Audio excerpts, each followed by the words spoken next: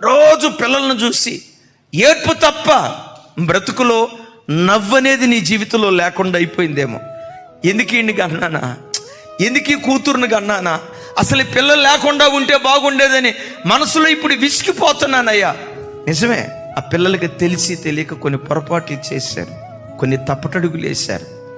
హృదయంలో నీకు ఒక మానని గాయం ఉంది, కానీ విశ్వాసంతో మాట్లాడు. ఒకరోజు రాబోతుంది, ఏ పిల్లలను బట్టి నేను తలదించుకున్నానో అదే పిల్లలను బట్టి తలెత్తుకుని తిరిగే దినాలు నా దేవుడు నాకు అనుగ్రహించబోతున్నాడు.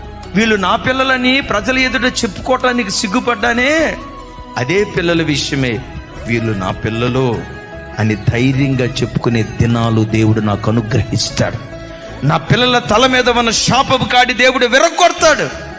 ఎప్పుడు నీ నోటితో ప్రవచిస్తూ మాట్లాడు, నీవన్నట్టే దేవుడు జరిగించును గాక.